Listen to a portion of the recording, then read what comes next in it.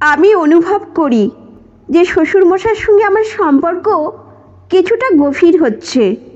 দিনে দিনে আমি বুঝতে পারি যে শ্বশুরমশাইয়ের মনোভাব কিছুটা অস্বাভাবিক হয়ে উঠেছে। তার বারবার আমাকে ডাক দিয়ে কিছু সময় কাটানোর প্রস্তাব দেয়া।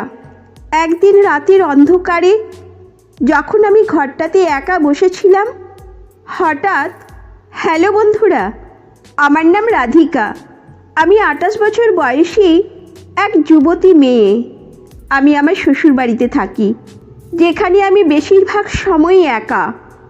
আমার স্বামী রোহিত বেশিরভাগ সময়ই কাজে ব্যস্ত থাকে, ফলে আমি একাকী সময় কাটাতে থাকি।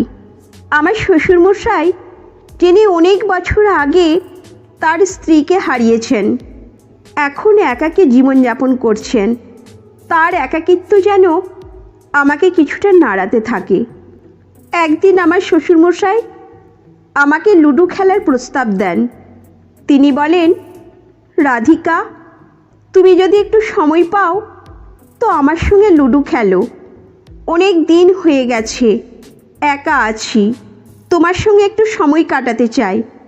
প্রথমে আমি একটু অবাক হলেও সাদরে তার প্রস্তাব গ্রহণ করি। আমার মনে হয় এটা একটা ভালো সুযোগ কিছু সময় একসঙ্গে কাটানোর।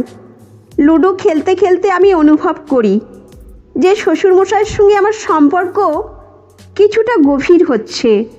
তিনি আমার প্রতি বেশি মনোযোগী হয়ে উঠেছেন। আমার মনে হয় তার সঙ্গে সময় কাটানোর সময় তার আচরণে কিছুটা পরিবর্তন এসেছে। একদিন যখন আমরা লুডো খেলছিলাম, শ্বশুরমশাই হঠাৎ বলেন, রাধিকা, আমি জানি তোমার বাবা ও আমি খুব ভালো বন্ধু ছিলাম। আমি তোমাকে ভালোভাবে বুঝতে পারি। তার এই কথা আমাকে কিছুটা অস্বস্তিতে ফেলে দেয়। তবে আমি কিছু বলি না, শুধু চুপচাপ থাকি। শ্বশুরমশাই আমাকে বারবার তার একাকিত্বের কথা বলেন। তিনি বলেন, রাধিকা, আমি জানি তুমি অনেক ভালো মেয়ে। তুমি যদি আমাকে একটু সময় দাও তাহলে আমার একাকিত্ব দূর হবে। তার কথা শোনার পর আমি বুঝতে পারি যে তার মধ্যে একটি গভীর একাকিত্ব রয়েছে, যা তাকে এই আচরণ করতে বাধ্য করেছে।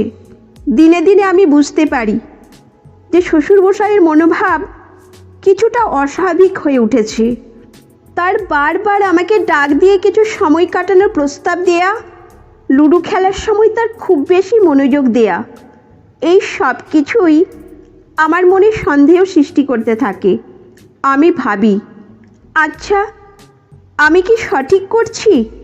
আমার মনে হয় এই সম্পর্কের মধ্যে কিছু অস্বাভাবিকতা আছে। একদিন রাতের অন্ধকারে যখন আমি ঘরটাতে একা বসেছিলাম, হঠাৎ আমার কান্না শুনে আমার স্বামী রোহিত ঘর থেকে বের হয়ে আসে। সে প্রশ্ন করে, রাধিকা, তুমি কি ঠিক আছো?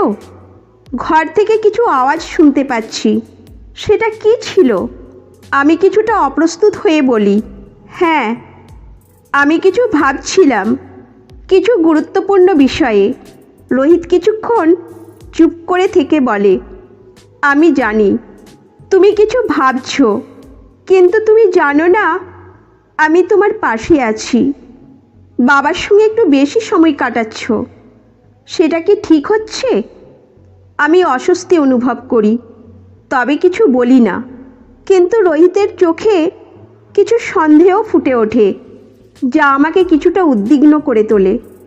তারপর একদিন আমি সিদ্ধান্ত নিলাম যে আমি শ্বশুরমশাইয়ের সঙ্গে এ বিষয়ে কথা বলবো।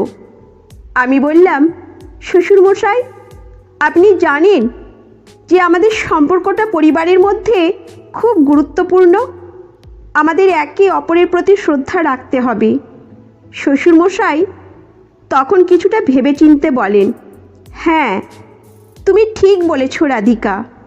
আমি জানি তোমার সঙ্গে আমার সম্পর্কটা সম্মানের ভিত্তিতে থাকতে হবে।